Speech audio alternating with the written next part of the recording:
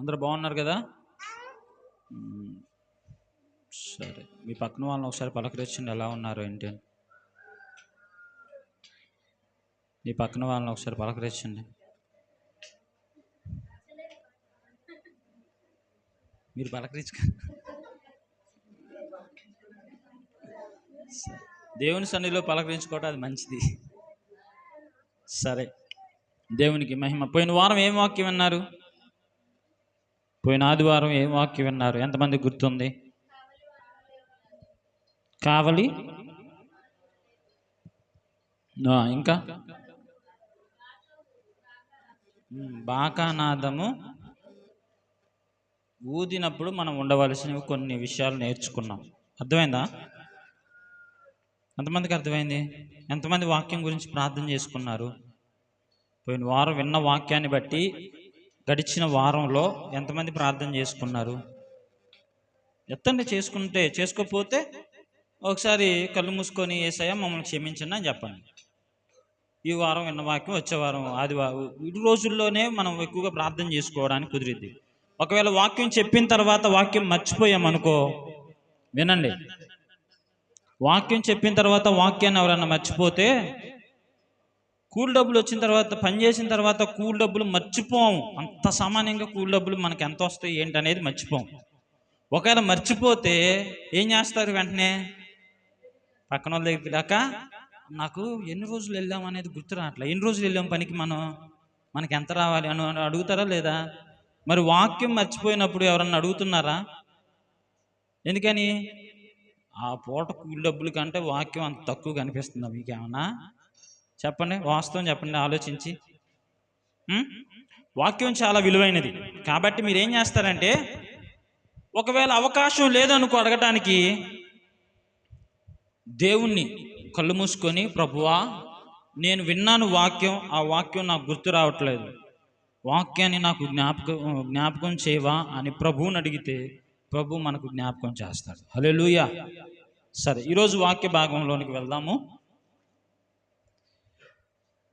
పోయిన వారం చెప్పాను, ఏం చెప్పాను? వాక్యం మనం ఇక నుంచి ప్యారబుల్గా కాదు, ప్యాసేజ్గా విందాం. ప్యారబుల్ అంటే అక్కడొక వచ్చును కొంతకాలం వరకే, మరలా మనం ప్యారబుల్లోకి వెళ్దాం. ఇప్పుడు మనకు కొంచెం స్టార్టింగ్ స్టేజ్లో ఉన్నాం కాబట్టి కొంచెం వాక్యాన్ని సరిగా అర్థం చేసుకోవడానికి కొంచెం వివరంగా ఉంటుంది. ఒక అధ్యాయం, ఒక ప్యాసేజ్ తీసుకుంటే అర్థమైందా? నేను ఒక కథలాగే చెప్తాను, మీరు జాగ్రత్తగా వినండి. మీరు అర్థం చేసుకునే విధంగానే చెప్పడానికి నేను ప్రయత్నం చేస్తాను. మొదటి దినవృత్తాంతాల గ్రంథం, పేజీ నంబర్ 345, పేజీ నంబరు. మొదటి దినవృత్తాంతాల గ్రంథం 13వ అధ్యాయము 1వ వచనం. మొదటి దినవృత్తాంతాల గ్రంథం. దావీదు సహస్రాధిపతులతోనూ శతాధిపతులతోనూ అధిపతులందరితోనూ ఆలోచన చేసి సమాజముగా కూడిన ఇశ్రాయేలులందరితో ఇలాగు సెలవిచ్చెను. దావీదు. క్రైస్తవ లోకంలో ఈ పదం తెలియని వాళ్ళు ఉండరు. ఇంకొకరు, కొంతమందికి నా బైబిల్లో నా ఫేవరెట్ హీరో ఎవరో తెలుసా? డేవిడ్. నా ఫేవరెట్ హీరో తెలుసా? సంసోన్. అట్లా అనుకుంటా ఉంటాం. కానీ ఎక్కువ మంది ఇష్టపడే వ్యక్తి ఎవరంటే దావీదు. ఎందుకంటే దావీదు జీవితము మన జీవితం ఒకేలాగా అనిపిస్తుంది కొన్నిసార్లు. అంటే అంత గొప్పలం అని కాదు మనం. దావీదు చాలా గొప్పోడు. దావీదుకి దేవుడు కొన్ని బిరుదులు ఇచ్చాడు. ఏం బిరుదులు ఇచ్చాడు? నా హృదయానుసారుడు, నాకిష్టుడు అని ప్రభువు మెచ్చుకున్నాడు. అసలు దావీదు స్థితిగతులు ఎలాంటివి తెలుసా మీకు? యెషయా, దావీదు తండ్రి పేరు ఏం పేరు? యెషయా. అతనికి ఎంతమంది కొడుకులు? 7. ఈ 7గురిలో కడసారోడు దావీదు. అంటే చిన్న పిల్లోడు, అందరికంటే చిన్నోడు దావీదు. ఈ దావీదుని సౌలు ఆనాటి కాలంలో రాజుగా ఇశ్రాయేలు ప్రజలను పరిపాలన చేస్తూ ఉన్నాడు. దావీదు బాల్యంలో ఎవరు రాజ్య పరిపాలన జరిగిస్తుంది? సౌలు. ఎవరో చెప్పాలి మీరు, ఎవరో? సౌలు. నిద్రపోయే వాళ్ళందరూ ఒకసారి దగ్గరికి హల్లెలూయా. కళ్ళు మోస్తున్నారు, అందుకని కళ్ళు మూయొద్దు దయచేసి. ఎవరన్నా మీ పక్కన వాళ్ళు నిద్రపోతే లేపండి, తట్టి లేపండి. అవునా కదా? పని చేయకుండా నిద్రపోతే యజమానుడు ఏం చేస్తారు మీరు? వచ్చారు. దేవుడు మనతోనే ఉన్నాడు, జాగ్రత్త, దేవుడు చూస్తున్నాడు అని చెప్పండి పక్కన వాళ్ళు. హల్లెలూయా. కడసారోడు సౌలు తన ఇష్టానుసారంగా జీవిస్తున్నాడు. దేవుని చిత్తం ఎరిగి కూడా దేవుని చిత్తము చేయకుండా తన ఇష్టానుసారంగా చేయడం వలన దేవునికి కోపము పుట్టించాడు సౌలు. అందుకని దేవుడు ఇశ్రాయేలు రాజుగా ఉండటానికి సౌలు అర్హుడు కాడు. దేవుని చిత్తము కాకుండా మన ఇష్టానుసారంగా జరిగించే ప్రతిదీ కూడా దేవుడు మనకిచ్చిన అర్హతలు, యోగ్యతను, మనకిచ్చినది ఏదైనా కానీ మన యుద్ధ నుండి తీసివేసుకోగలడు. ఎందుకంటే ప్రాణం ఇచ్చింది ఎవరో, ఉద్యోగాలు ఇచ్చింది ఎవరో, డబ్బులు ఇచ్చింది ఎవరో? చెప్పాలి. డబ్బులు ఇచ్చింది ఎవరో? దేవుడే. దేవునికి తీసుకోవడం రాదంటారా? తీసుకోలేడా? మన యుద్ధ నుండి తీసుకోగలడు. అయినా మనకు మరొకసారి అవకాశాలు ఇస్తూనే ఉన్నాడు. హల్లెలూయా. అయితే ఈ దావీదు వృత్తి ఏంటి? గొర్రెలు కాచుకునేవాడు. ఏంటి? గొర్రెల కాచుకునేవాడు. అయితే తన ఇష్టానుసారంగా సౌలు జీవిస్తూ ఉన్నాడు. దావీదు గొర్రెల కాపరిగా ఉంటూ నేను క్లుప్తంగానే చెప్తాను, నా వాక్యం అది కాదు, మీకు వివరించాలని. ఇక్కడ నుంచి వెళ్తేనే, మొదటి నుంచి వెళ్తేనే 100 దాకా వెళ్తాం. మొదటగా రాకుండా 99, 100 అంటే మీకు అర్థమైద్దా? అర్థం కాదు. అందుకని మొదటి నుంచి క్లుప్తంగా, కాకపోతే కొంచెం స్పీడ్గా చెప్పేస్తా, వినండి జాగ్రత్తగా. ఈ దావీదు దేవుణ్ణి స్తుతించే మనసు కలిగిన వాడు. హల్లెలూయా. దేవుణ్ణి ఆరాధించగలిగిన మనసు గలవాడు. హల్లెలూయా. దేవుని హృదయానుసారంగా తన జీవితాన్ని జీవించగలిగిన వాడు. హల్లెలూయా. మీరు కూడా దేవుని చిత్తమేదో చెయ్యాలి, దేవుని ఉద్దేశాలేవో చెయ్యాలి, దేవుని ప్రణాళిక ఏంటో తెలుసుకొని మన జీవితాల ద్వారా దేవునికి మహిమకరముగా జీవించాలి. దావీదు కూడా అలాగూ జీవిస్తూ ఉన్నాడు. అప్పుడు ఇశ్రాయేలు ప్రజలందరికీ ఒకే ఒక ప్రవక్త, ఆయనే సమూయేలు ప్రవక్త. ఎవరో? ఇప్పుడు ఎంతమంది క్యారెక్టర్స్ వచ్చినాయి మన దగ్గరికి? దావీదు, మెయిన్ హీరో దావీదు కదా మనకి, అందుకని ముందు చెప్పా. సౌలు, సమూయేలు, యెషయా కూడా విన్నాం, యెషయా కుమారు. దేవుడు దావీదుకి సమూయేలుకి ప్రత్యక్షమై, యెషయా కుమారులో ఒకరిని నేను రాజుగా అభిషేకిస్తాను. ఏమన్నాడు? రాజుగా అభిషేకిస్తాను, నువ్వు వెళ్ళి అతన్ని అభిషేకం చెయ్యి. వారందరూ వరుసగా నిలబడ్డారు, అన్నదమ్ములు అందరూ. సమూయేలు వచ్చాడు, తైలపు బుడ్డితో, అభిషేకపు తైలము పట్టుకొని, అభిషేకపు తైలపు బుడ్డితో వచ్చాడు. వారిని చూస్తుంటే, అన్నదమ్ములు అందరినీ చూస్తుంటే చాలా బలముగా, వారందరూ యుద్ధ సైన్యములు, రాజుగారి సైన్యములు, వీరు కూడా సైన్య బృందముగా ఉన్నవారు. వీరు ఒక్కొక్కల బాడీ చూస్తుంటే, అబ్బా, రాజుగా ఉండడానికి వీళ్ళే సత్తా కలిగిన వాళ్ళు రా అని అనుకుంటున్నాడు సమూయేలు గారు. తైలపు కొమ్ముని ఎత్తుతుంటే సమూయేలు, ప్రభువా ఈయన కూడా కాదా? మరలా తైలపు కొమ్ము ఎత్తుతుంటే ఇంకొకరి దగ్గర సమూయేలు, ప్రభువా ఈయన కూడా కాదా? మళ్ళా తైలపు కొమ్ము ఎత్తుతుంటే అట్లా అందరూ అయిపోయారు. ఏంటయ్యా యెషయా? అయ్యగారు అడుగుతున్నారు, ఏంటయ్యా యెషయా, ఇక అందరూ అయిపోయారా? నీ కొడుకులు ఇంతేనా? ఇంతేనయ్యా. ఓ ఉన్నాడు ఒకడు, కడసారోడు ఒకడు ఉన్నాడులే అంటే, తండ్రి దృష్టికి కూడా ఎన్నిక లేనివాడు. హల్లెలూయా. తండ్రి దృష్టికి కూడా ఎన్నిక లేనివాడు. ఎవరి దృష్టికి ఎన్నికయ్యాడు? దేవుని దృష్టికి ఎన్నికయ్యాడు. మనుషుల దృష్టికి మనం ఎన్నికైనా ఎన్నిక కాకపోయినా, మనుషులు మనలను ప్రేమించినా ప్రేమించకపోయినా మనము బాధపడని అవసరం లేదు. మనలను ద్వేషించిన, మనలను చిరాకు పుట్టించిన, మనకు లేకపోతే మనలను ఇబ్బందులు పాలు చేసినా మనం భయపడని అవసరం లేదు. మనల్ని రక్షించగలిగిన దేవుడు మనకున్నాడు. హల్లెలూయా. అయితే కడసారోడు ఒకడు ఉన్నాడు, తీసుకొని రా, అందరికంటే చిన్నోడు. ఇక లాగేసుకొని గొర్రెలు కాపుచుకున్నట్టు, అరే దావీదు రారా, ఏంటి మీ నాన్న వాళ్ళ ఇంటికి, మీ ఇంటికి ఒక అయ్యగారు వచ్చారు, అమ్మ సమయాలు అయ్యగారు వచ్చారా, గబ గబ గబ గబ గబ గబ పరిగెత్తుకుంటా గొర్రెలు ఇంకొకరికి అప్పగిచ్చాడు, గబ గబ గబ పరిగెత్తుకుంటూ వచ్చి నుంచుంటే, ప్రభువా ఈయనే, అందరేమో బలంగా ఉన్నాడు, ఈయనేమో చిన్నపిల్లోడు. ప్రభు దృష్టికి హైటు వెయిటు ఏం పనికిరావు. దేవుని దృష్టికి ఎవరైతే యథార్థముగా దేవుని స్తుతిస్తారో, సిగ్గుపడకుండా దేవుని స్తుతిస్తారో, ఆనందముతో, ఆర్భాటముతో, ఉత్సాహముతో, హృదయపూర్వకంగా దేవుని స్తుతిస్తారో, వారినే ప్రభువు కనుదృష్టి వారి మీద ఉంటుంది. హల్లెలూయా.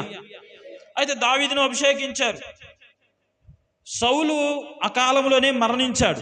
నేను క్లుప్తంగా చెప్తాను అన్నాను కదా, వినండి. అకాలంలో మరణించాడు. ఇప్పుడు రాజుగా అభిషేకింపబడుతున్నది, ఆల్రెడీ అభిషేకించేశాడు. ఇప్పుడు రాజుగా పట్టాభిషేకం చేసేది ఎవరో? సమూయేలు చనిపోయాడు. ఎవరినే దేవుడు అభిషేకించాడు? దావీదు. వినట్లేదు మీరు? హల్లెలూయా. దావీదుని దేవుడు అభిషేకించాడు సమూయేలు ద్వారా. దావీదు రాజు అయిపోయాడు. సౌలు రాజుగా ఉన్నప్పుడు మందసం ఏందిరా అబ్బాయి, మందసం ఎక్కడ ఉందిరా అయ్యా అని ఏం అడగలా. మందసం గురించి ఎందుకు ఆయనకి? ఫిలిస్తీన్లు గొర్రెలు, ఎడ్లు, గుర్రాలు, రాజులు వీళ్ళన్నీ తీసుకొని దాచుకున్నామా, దోసుకున్నామా, ఇదే తంతు. ఇవి కాదు. దేవుని గూర్చిన ఆలోచన దావీదులో మొదలైంది. హల్లెలూయా. దేవుని మందసం ఎక్కడా? అసలు ఆ మందసం ఎక్కడైతే ఉంటుందో అక్కడ గొప్ప కార్యాలు జరిగాయి కదా. ఆ మందసం యుద్ధ భూమిలో అడుగు పెట్టిన వెంటనే ఆ మందసమును పట్టుకొని యుద్ధ భూమిలో ఎవరైతే అడుగు పెడతారో ఆ ఇశ్రాయేలీయుల ప్రజలందరికీ గొప్ప జయనాదాలు, గొప్ప విజయము, గొప్ప జయగీతము పాడారు. ఆ మందసం ఎక్కడ? ఏం గుర్తు తెచ్చుకుంటున్నాడు? నా రాజ్యం ఎంత ఉంది, నా పలుకుబడి ఎంత, నా సొమ్ములు ఎంత, నా బంగారం ఎంత? 12 మణుగుల బంగారం, ఎంతో 1200 12,000 మణుగుల బంగారం ఇచ్చి, ప్రభువా నీ సన్నిధికి నేను ఏమి తీసుకురాను, నీ దీనున్నయ్యా అంటున్నాడు. ఏంటి? ట్రక్కులు టన్నులు బంగారం ఇచ్చి. ఎవరు? దావీదు. మనం ఏం చేస్తున్నాం చెప్పండి దేవుని సన్నిధికి? దేవుడు కోరుకునేది బంగారం, డబ్బులు ఇవి కాదు. స్వచ్ఛమైన నీ హృదయాన్ని కోరుకుంటున్నాడు. హల్లెలూయా. పరిశుద్ధమైన నిన్ను కోరుకుంటున్నాడు ఆయన. పవిత్రులుగా ఉండాలని నిన్ను ప్రేమిస్తున్నాడు ఆయన. ఆయనకు కావాల్సింది మనము. ఎక్కడ మందసం? అయ్యా ఫలానా ఊరిలో ఉంది, పదండి. ఏమంటున్నాడు? ఇక మాట్లాడుతున్నాడు. ఏమని మాట్లాడుతున్నాడు చూడండి. ఏమి ఆలోచన చేస్తున్నాడు? అధిపతులతోనూ ఆలోచన చేసి సమాజముగా కూడిన ఇశ్రాయేలు అందరితో ఇలాగూ సెలవిచ్చాడు. ఏమని సెలవిచ్చాడు? యోచన మీ దృష్టికి అనుకూలమై మన దేవుడైన యెహోవా వలన కలిగిన ఎడల ఇశ్రాయేలు నివాస ప్రదేశముల అందంతటా శేషించి ఉన్న మన సహోదరులు తమ పట్టణములలోను పల్లెల్లోను కాపురం ఉన్న యాజకులను లేవీలను మనతో కూడుకొనున్నట్లు వారి యొద్దకు పంపి. ఎవరెవరి దగ్గరికి పంపుతున్నాడు? ఈరోజు ఆదివారం కదమ్మా, నువ్వు వెళ్ళు ప్రార్థనకి, నేను బయటకు పోయాను, పని ఉంది, వెళ్ళొస్తా.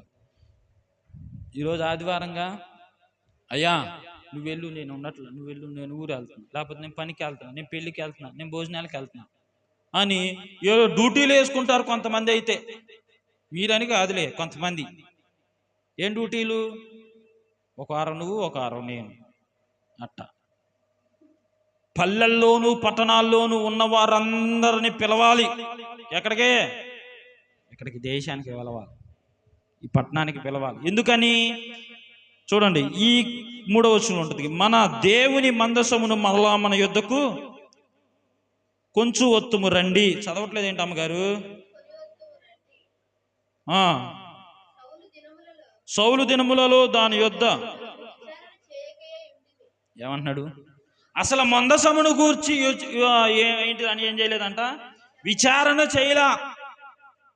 దేవుని సన్నిధిని గూర్చి కానీ, దేవుని మందసమును గూర్చి కానీ, దేవుని ప్రత్యక్షతను గూర్చి కానీ, దేవుని మహిమను గూర్చి కానీ, బలులను గూర్చి కానీ, ధూప వేదికను గూర్చి కానీ, లేకపోతే దీపవృక్షమును గూర్చి కానీ, ఆ ఆవరణము, పరిశుద్ధ స్థలము, అతి పరిశుద్ధ స్థలమును గూర్చి కానీ మనం అసలు యోచనే చేయలా సౌలు కాలములో. యోచన చేయలేదు. ఇప్పుడు యోచన చేద్దాం రండి. దేని గూర్చి? మందసం. అసలు మందసంలో ఏమేమి ఉంటాయి? నేను మీకు చాలాసార్లు చెప్పి ఒకసారి అడుగుతున్నాను, మళ్ళీ చెప్పండి. చెప్పండి. నువ్వు వెనకాల చెప్పండి. మీరు మరలా చెప్తున్నాను, తెలియని జాగ్రత్తగానండి. మందసంలో ఉండేది ఏంటంటే అహరోను చిగురించిన కర్ర ఉండిద్ది. కర్ర ఒకటి, కర్రకి కొంచెం చిగురొచ్చి ఉంటుంది, ఆ కర్ర ఉండిద్ది.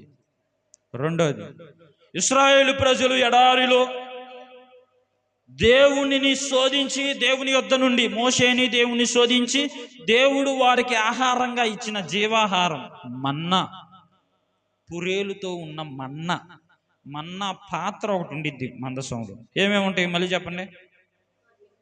చిగురించిన కర్ర, పెద్దలు, మన్నా ఉంటది.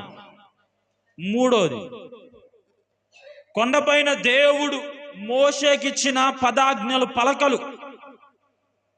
ఇప్పుడు ఎన్నో అయినాయి? మొత్తం 3 అయినాయి. ఇప్పుడు మొత్తం చెప్పండి మీరు ఒకసారి.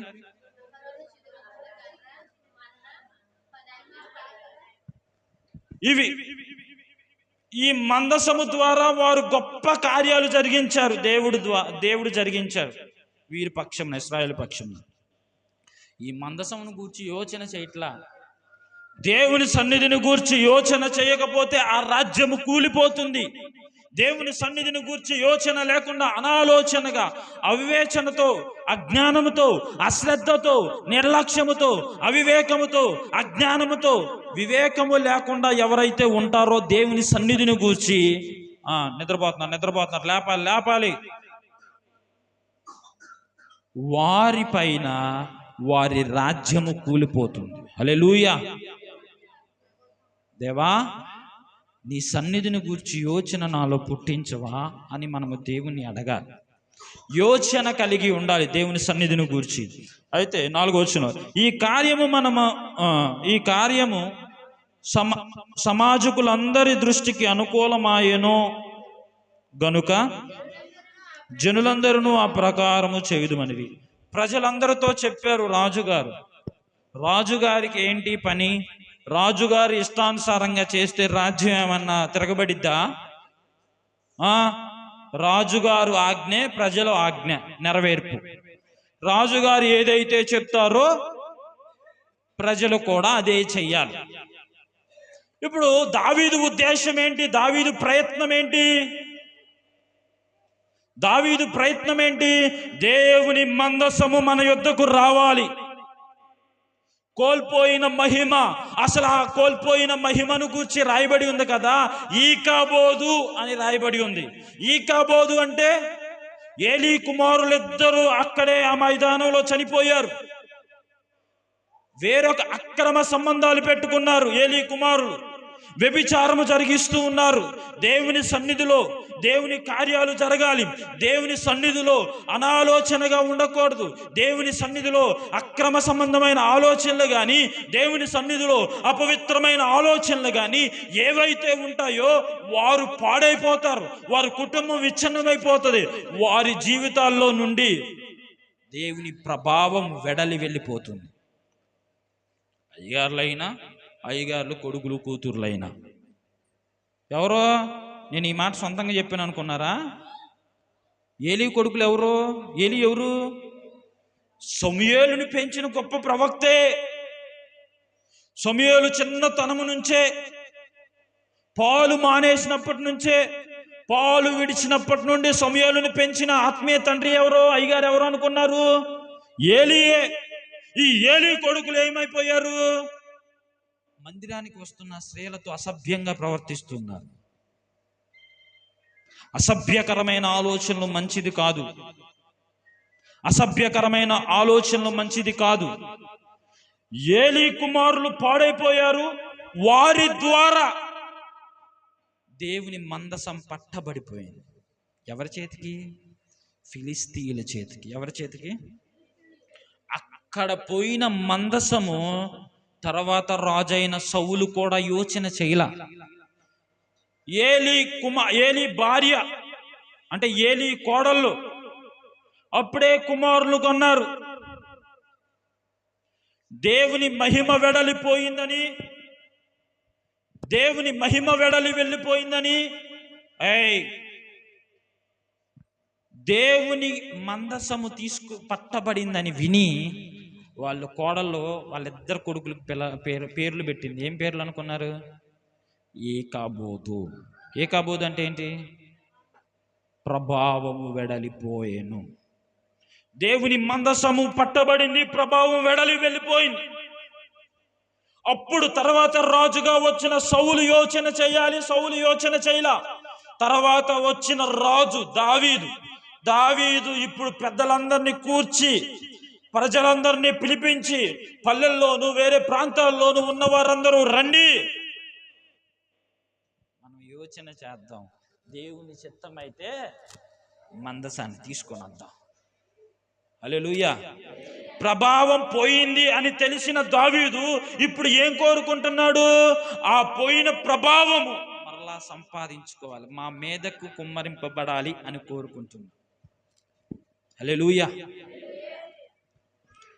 ఎవరి ద్వారా ప్రభావం వెళ్ళిపోతుందో ఏమో కానీ కుటుంబాల్లో ప్రభావవంతమైన జీవితాలు ఉండటం లేదు. ఎవరి ద్వారా అయినా ప్రభావం వెళ్ళిపోయిందోమో, వెళ్ళిపోవచ్చు, కానీ నీ ద్వారా మరలా ఆ ప్రభావం నీ కుటుంబం మీదకి ఉండును గాక. హల్లెలూయా.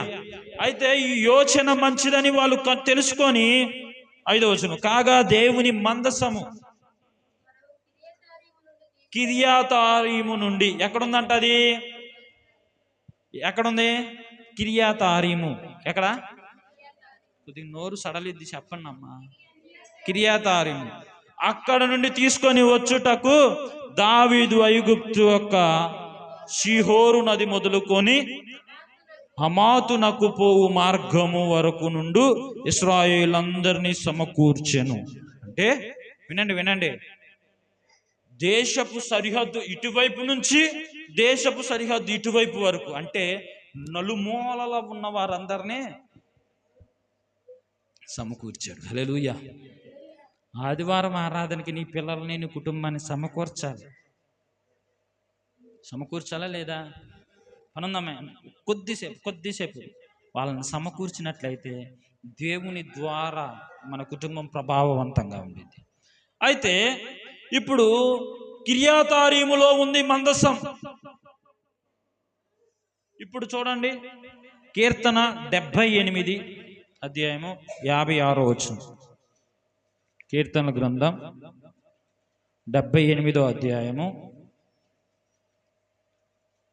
56వ వచనం. అయినను మహోన్నతుడైన దేవుని శోధించి తిరుగుబాటు చేసిరి. ఆయన శేషమును ఒక్క నిమిషం, 56. ఓకే, ఇప్పుడు చదవమ్మా. అయినను వారు మహోన్నతుడైన దేవుని శోధించి తిరుగుబాటు చేసిరి. ఆయన శాసనములను అనుసరింపకపోయిరి. తమ పితరుల వలె వారు వెనుకకు తిరిగి ద్రోహులైరి.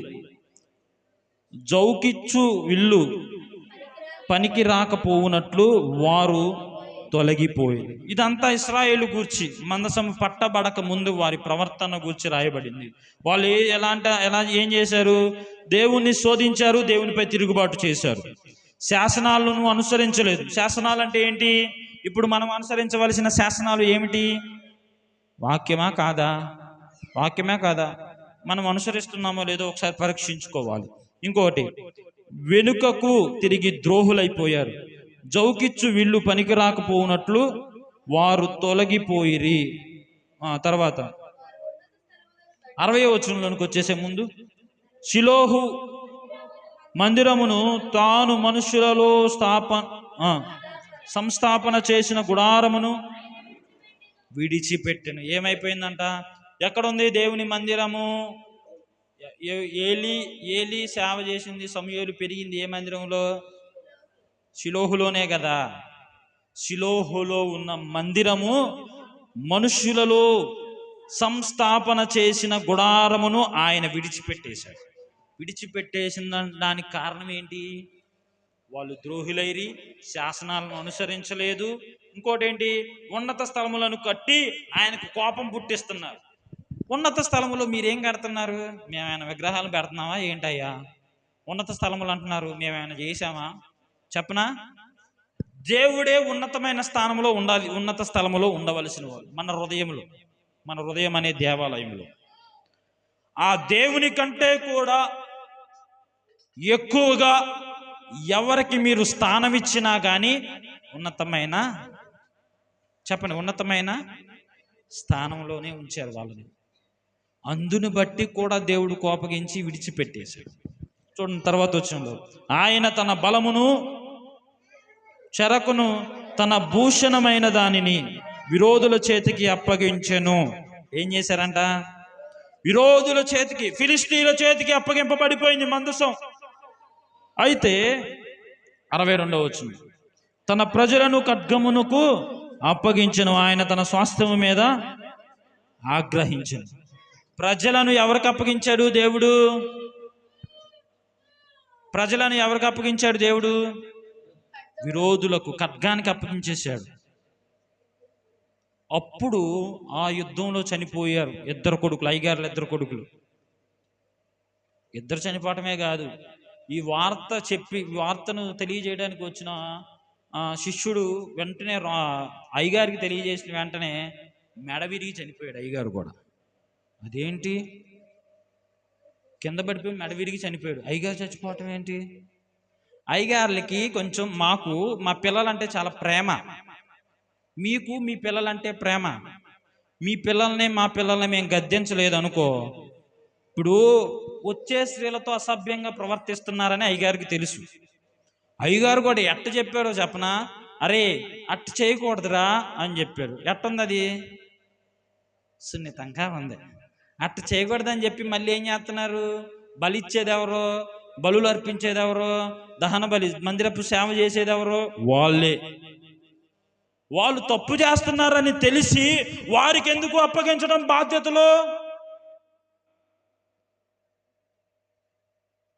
మీకంటే మాకు 200 తీర్పు ఉండిద్ది. మీరు అనుకుంటారు అయ్యగారు అట్ట అయ్యగారు ఎట్ట అని. అయ్యగారులకి 200 తీర్పు ఉంటుంది. జాగ్రత్త. ప్రతి విషయంలో కూడా ఈ వార్త చెప్పిన వెంటనే ఆ తీర్పు, దేవుని తీర్పు ఏలి అయ్యగారి మీద కూడా వచ్చేసింది. అయ్యగారు కూడా వెనకకు పడి మెడ విరిగి చనిపోయారు. మన పనుల వలన మన కుటుంబము జీవించబడాలి, మన పనుల వలన మన కుటుంబము ఆశీర్వదించబడాలి, మన పనుల వలన మన కుటుంబాలు మేలులు పొందాలి. మనము చేసే పాపాల వలన మన కుటుంబాలు శాపంలోనికి వెళ్ళిపోకూడదు. మనము చేసే పనుల వలన, పాపాల వలన మన కుటుంబాలు శాపానికి దారి తీస్తుంది. జాగ్రత్త.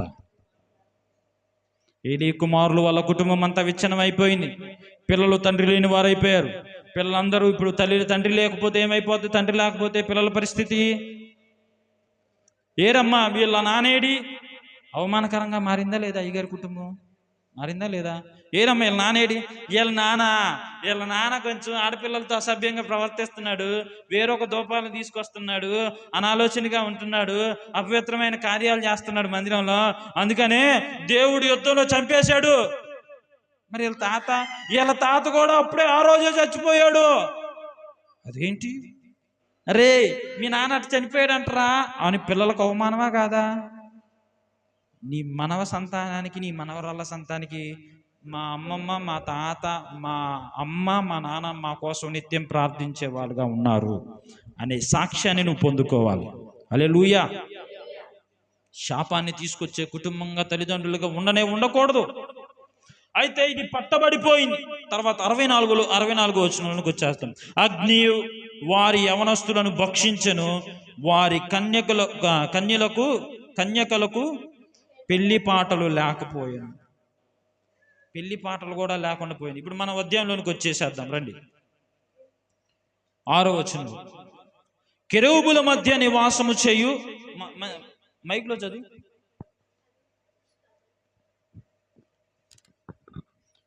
స్తోత్రం.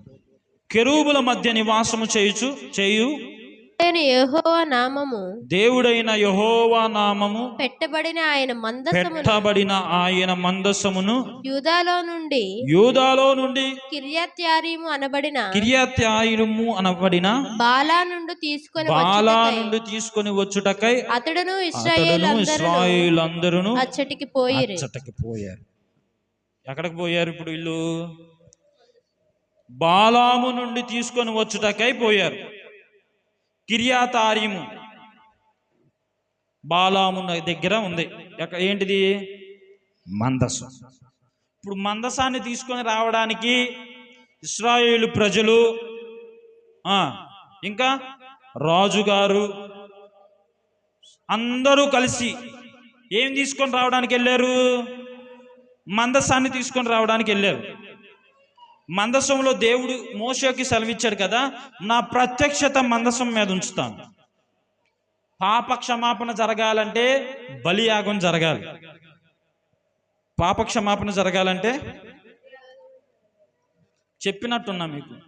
ఎవరన్నా తప్పు చేసి పాపం చేస్తే ఒక దూడనో, ఒక ఎద్దునో, ఒక కోడినో, ఒక పావురాన్నో, వినాలి, ఒక పావురాన్నో, ఒక కోడి దూడనో పట్టుకొని దేవుని సన్నిధికి రావాలి. ఎలా రావాలి?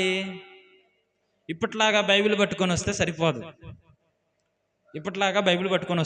అప్పుడు ఎలా పట్టుకొని రావాలి? కోడిని పట్టుకొని రావాలి. ఏంటక్క చేసువా కోడిని పట్టుకెళ్తున్నావు? తప్పు చేసావా నీకు పక్కన వాళ్ళకి చెప్పవసరలా. నువ్వు కోడిని పట్టుకొని మందిరానికి వస్తున్నావు అంటే అర్థమైపోయింది. ఇక నువ్వు పావురాన్ని పట్టుకొని వస్తున్నావు అంటే అర్థమైపోయింది. ఇక నువ్వు ఎద్దును పట్టుకోను, లేకపోతే లేత దూడను పట్టుకోను, సంవత్సరపు మేకపిల్లను, సంవత్సరపు గొర్రె పిల్లను పట్టుకొని వస్తున్నావు అంటే నువ్వు తప్పు చేసావు. నువ్వు చెప్పవసరలా. చేసువా పెద్ద దూడనే తీసుకెళ్తున్నావు అంటే పెద్ద పాపమే చేసు అన్నమాట. క్షమాపణ పొందుకున్నాడా? ఇక్కడికి వచ్చి అవమానాలను దాటుకొని క్షమించబడి బతుకుతాడు. క్షమాపణ పొందుకోకుండా అందరిని చూసి సిగ్గుపడి మొహమాట పడ్డాడా? అప్పటికప్పుడే చచ్చిపోయేవాడు. చదవటం కన్నా దేవుని సన్నిధికి వచ్చి ఒప్పుకోవటం నయమేగా అని వచ్చేవాడు. బలియాగం జరిగేది, రక్త ప్రోక్షణ జరిగేది. మందసములుండి దేవుని ప్రత్యక్షత వెడలు వెళ్ళేది. హల్లెలూయా. అలాంటి మందసాన్ని వీరు క్రియల వలన పట్టబడేలాగా చేశారు. దేవుని ప్రభావం వెడలి వెళ్ళిపోయింది. ఇప్పుడు వీరందరూ కూడా కిర్యతారీము అనబడిన ఎక్కడి నుంచి తీసుకొస్తున్నాడు? బాలా నుండి తీసుకొని వచ్చాకే అక్కడికి పోయారు. దావీదు ప్రయత్నం మంచిదా కాదా? మీ ప్రయత్నాలు, మీరు చేసే ప్రయత్నాలు, ఉద్యోగమే కానీ, పెళ్ళిళ్ళే కానీ, పనులే కానీ, వ్యాపారాలే కానీ, ఏదైనా కానీ మీరు చేసే ప్రతి ప్రయత్నాలు మంచివే. ఆనాడు దావీదు ప్రయత్నం కూడా మంచిదే. మనం చేసే ప్రయత్నాల్లో దేవుని ప్రయత్నమేదో, దేవుని చిత్తమేదో తెలుసుకొని మన ప్రయత్నాలు చేయాలి. హల్లెలూయా.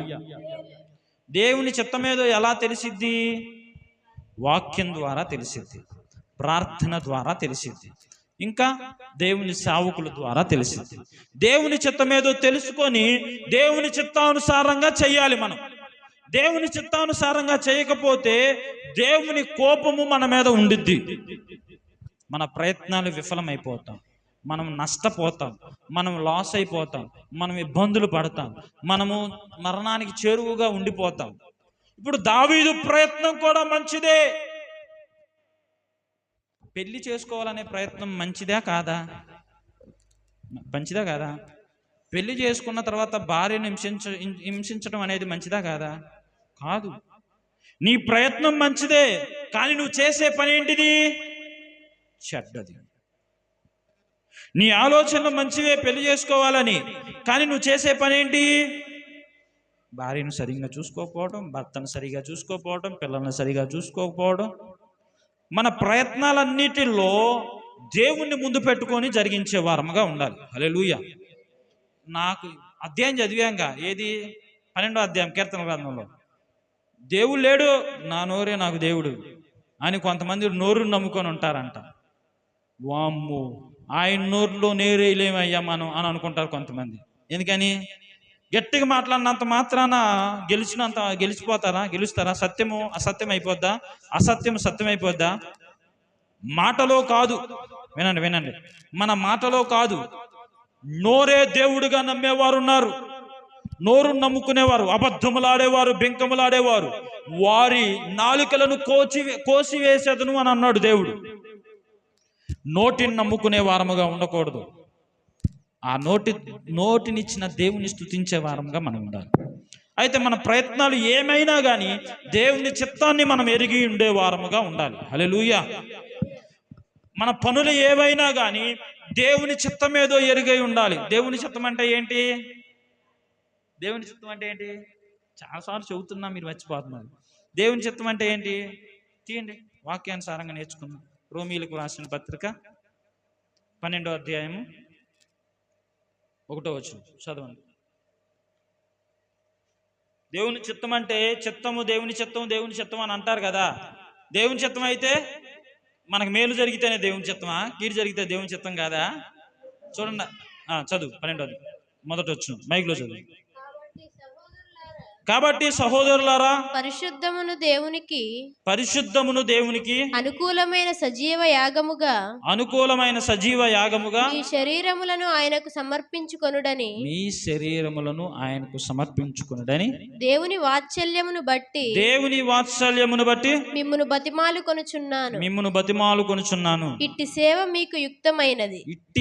మీకు యుక్తమైనది. దేవుని చిత్తము, అనుకూలమును అది ఉందా?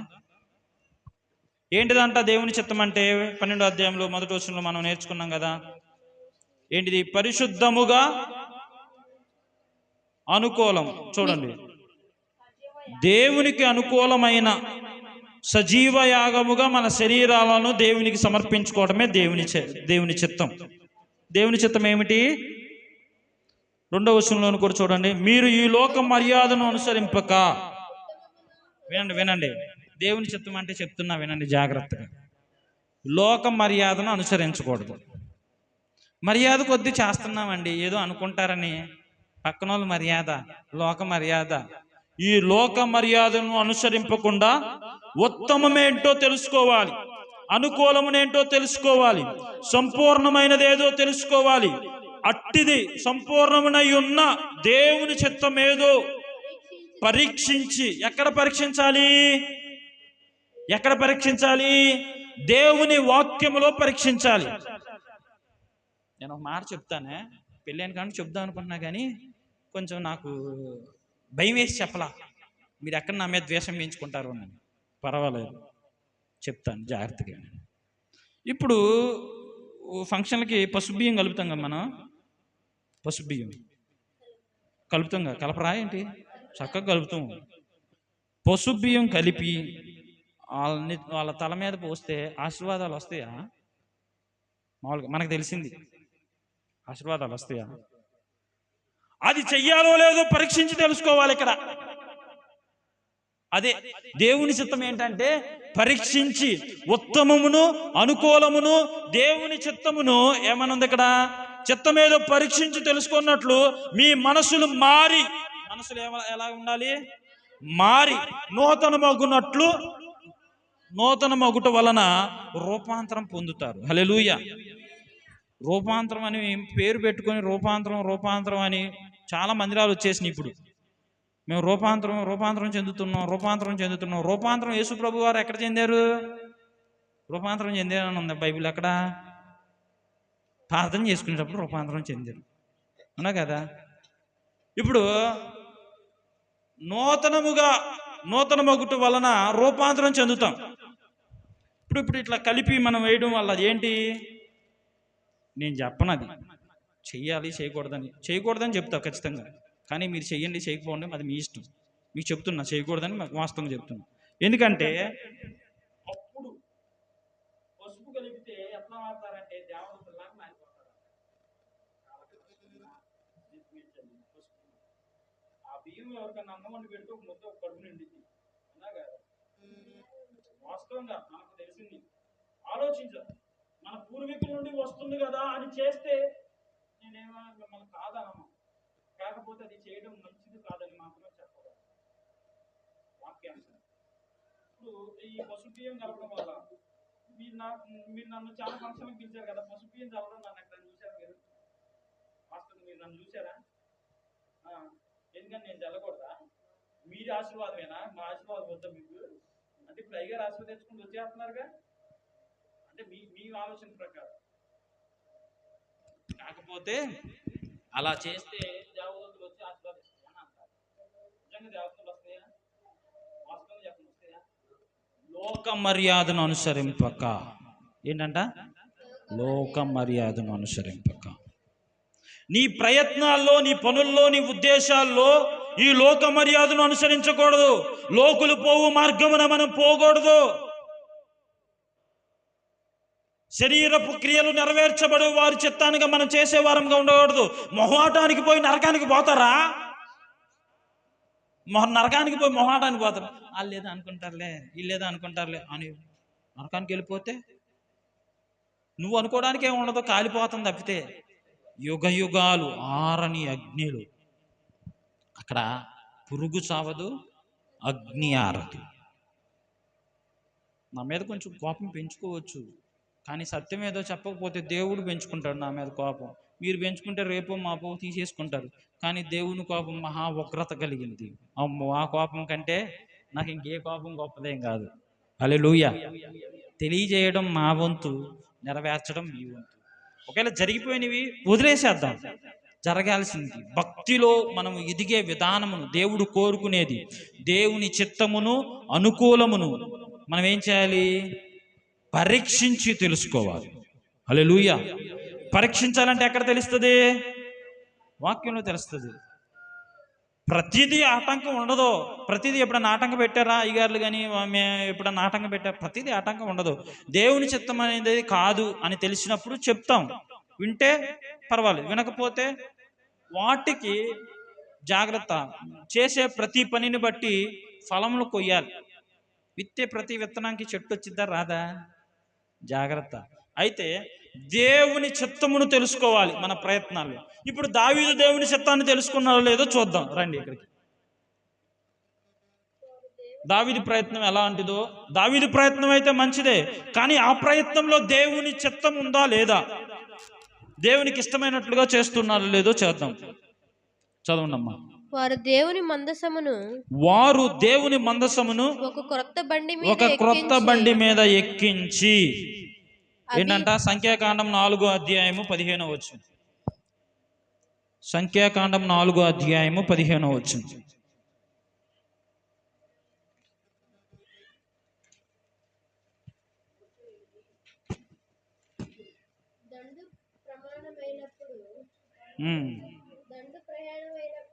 కాదు 4:15 కదా. చదవండి అమ్మగారు.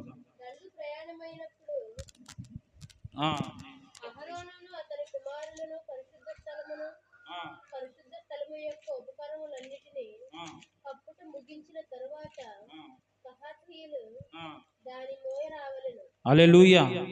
ఇప్పుడు ఆ మందసాన్ని మోసేది ఎవరో చెప్పండి అమ్మా. ఎవరో? కహాతీయులు. ఎవరు చెప్పండి? కహాతీయులు. ఇప్పుడు ఆ మందసాన్ని మోసేదెవరో? ఇప్పుడు దావీదు ఏం చేస్తున్నాడు? క్రొత్త బండి ఎక్కించి. కానీ మందసాన్ని దేవుడు ఏం చెప్పాడు? మోయాలి. ఏం చెప్పాడు దేవుడు? ఎవరు మోయాలి? కహాతీయులు మాత్రమే మోయాలి. ఎవరు మోయాలి? కహాతీయులు మాత్రమే మోయాలి. అయితే వారు దేవుని మందసమును ఒక క్రొత్త బండి మీద ఎక్కించి అబీనాదాబు ఇంట నుండి తీసుకొని వచ్చారు. ఉజ్జాయును అహియోయును బండిని తోలిరి. ఇక్కడ ఇద్దరు బండి తోలుతున్నారు. ఎవరెవరు బండి తోలుతున్నారు? చేసేది తప్ప రైటా? చెప్పండి మీరు, వాస్తవంగా చెప్పండి. ప్రయత్నం మంచిది, నేను చెప్పింది అదే. ప్రయత్నం మంచిది, కానీ ఇక్కడ జరుగుతున్నది తప్పు. కహాతీయులు మాత్రమే మందసాన్ని తాకాలి, కహాతీయులు మాత్రమే మందసాన్ని మోయాలి. కొత్త బండి మీద ఎక్కించి, అది ఎక్కడితో చెప్పనా? ఫిలిస్తీన్ల ఆచారం. దేవుళ్ళని ఊరేగిస్తారు వాళ్ళు. దేవుళ్ళని ఏం చేస్తారు? కొత్త బండ్లు ఎక్కించి ఊరేగిస్తారు. నాకు తెలియక ఊరేగించే దేవుళ్ళకి ప్రసాదాలు తిన్నా చిన్న. అవి తిని మళ్ళీ ఇంటికి వచ్చి తన్నులు తిన్నా. ఏంట మా మా అమ్మగారు షకీనా మాకేమైంది, మా తాతయ్య వాళ్ళ కూతురు నేను ఒకే క్లాసు. కాకపోతే ఆమె నాకు అమ్మ అయింది, కాకపోతే నాకు ఒకే క్లాసులో ఉంది. కొంచెం లేట్గా వచ్చింది. మా తాతయ్య వాళ్ళ అమ్మాయి అంటే నాకు అమ్మ, మా అమ్మ నేను ఒకే క్లాసు. ఆ అమ్మాయి వచ్చి జీవను బొట్టు పెట్టుకున్నాడు, ప్రసాదం తిన్నాడు ఇవాళ స్కూల్ దగ్గరికి బండి వస్తే. అవునా అంతే. ప్రోగ్రెస్ కార్డు చింపేసి కుప్పలో పడేసా. అందరూ ప్రోగ్రెస్ కార్డులు ఇచ్చారు, జీవన ప్రోగ్రెస్ కార్డు ఇలా అందరు సంతకాలు పెట్టించారు, జీవనే సంతకం పెట్టి ఇచ్చాడు అని ఈ కబుర్లన్నీ చెప్పేది మా అమ్మే నా మీద, అంటే షకీనా. ఆ అమ్మాయి వచ్చి ప్రసాదం తిన్నాడు, జీవన బొట్టు పెట్టుకున్నాడు కూడా ఇవాళ అని చెప్పింది. అప్పుడు 6వ తరగతి నేను చదివేది. అమ్మ కొట్టుడు అమ్మ ఇంట్లో పడేసి తలుపులు తీస్తే పరిగెత్తుతున్నా. ఇంటి చుట్టూ ఒక రౌండ్ వేసాం ముందు దొరకకుండా. ఇంటి చుట్టూ రౌండ్ వేసినా మళ్ళీ తలుపులేసి లోపలికి తీసుకొచ్చి తలుపులేసి మరీ కొట్టారు. తలుపులేస్తే ఎట్టిపోతాం, అప్పగించుకోవటమే ఒళ్ళు. కొట్టించుకొని కుట్టు అని వెళ్తున్నా మీదకి. ఇంకా కట్టంటే ఇంకేడ కొడతారు, కొట్ల. అమ్మ కూడా ఇక్కడే ఉంది. సరే వినండి. ఫిలిస్తీన్లు చేసే మార్గం, ఫిలిస్తీన్లు చేసే పని వీరు చేశారు. అన్యుల వలె మనము ప్రవర్తించకూడదు. అన్యుల వలె, అన్యులకి మనకు విశ్వాసకి అవిశ్వాసకి పొత్తు ఎక్కడది అసలా? క్రీస్తును నమ్మిన వారి విధానము వేరు, క్రీస్తును నమ్మని వారి విధానము వేరు. వారితో జోడీగా ఉండకుడి అని దేవుని వాక్యం సెలవిస్తుంది కదా, దేవుని వాక్యము ఆజ్ఞాపిస్తుంది కదా. మరి వారితో సాంగత్యమే అలా? వారు చేస్తున్నారులే, వారు చేసేది ఏదో బాగుందిలే అని చేస్తే తప్పది. అందరూ చేసేది విధంగా మనం చేయడానికి వీల్లేదు. అన్నీ చేయడానికి నేను స్వతంత్రుడనే, కానీ అన్నీ చేయడానికి నాకు ఏమనన్నాడు పౌలు గారు, చెయ్యలేను, నేను అన్నీ చెయ్యను అని అన్నాడు. అసలు చేయడానికి స్వతంత్రుడా కాదా? ఇప్పుడు మందసాన్ని గురించి 6వ అధ్యాయం 15వ వచనంలో మనం ఉన్నాం కదా, ఏమిన్నాం? కహాతీయులు మోయవలెను. ఇక్కడ దావీదు చేస్తున్న పని క్రొత్త బండి ఎక్కించాను. కహాతీయులు మోయాలి, క్రొత్త బండి ఎక్కించారు. ఇది సమన్యాయంగా ఉందా? ఆ మాట పలికింది ఎవరు? కహాతీయులు మాత్రమే మోయాలి అని పలికింది ఎవరు?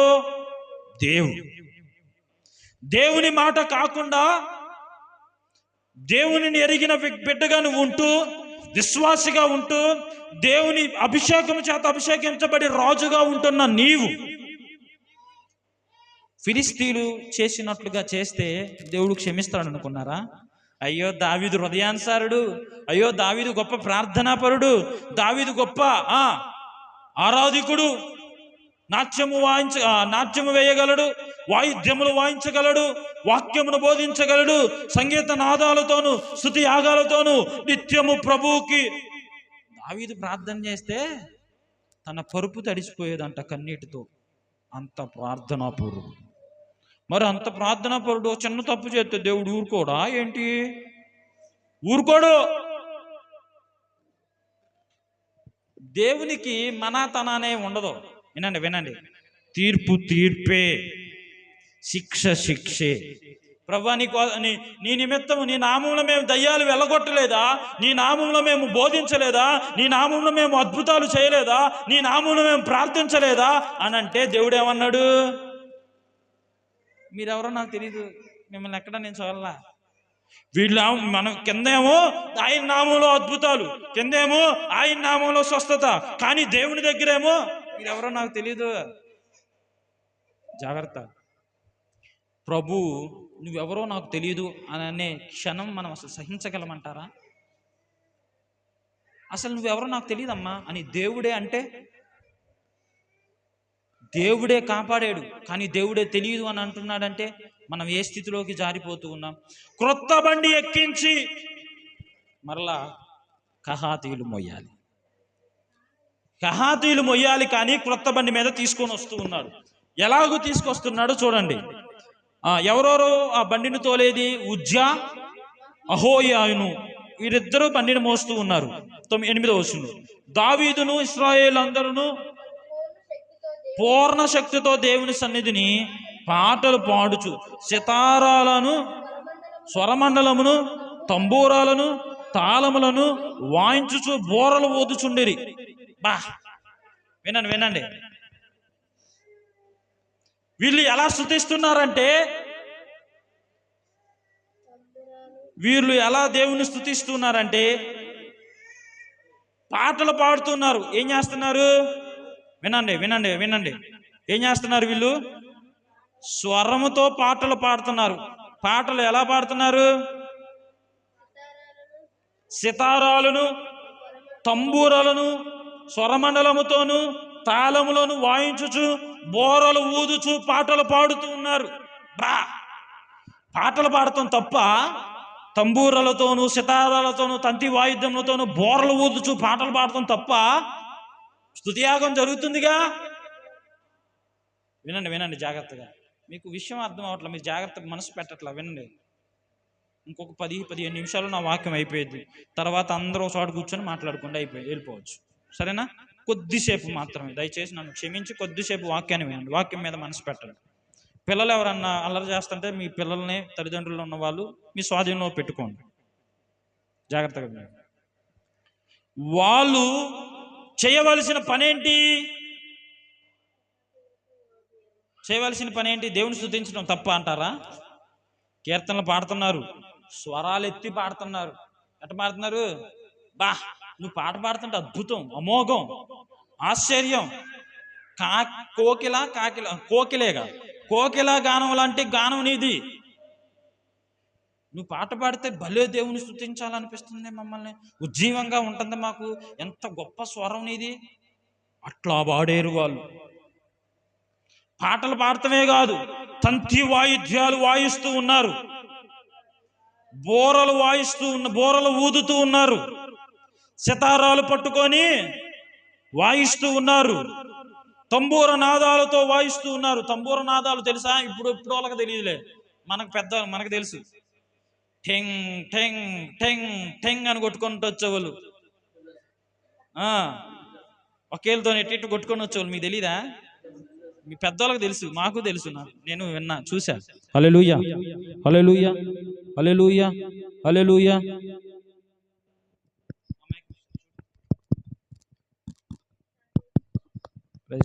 బయట పిల్లలు ఎవరైనా కదిలిచ్చారా? హల్లెలూయా, స్తోత్రం.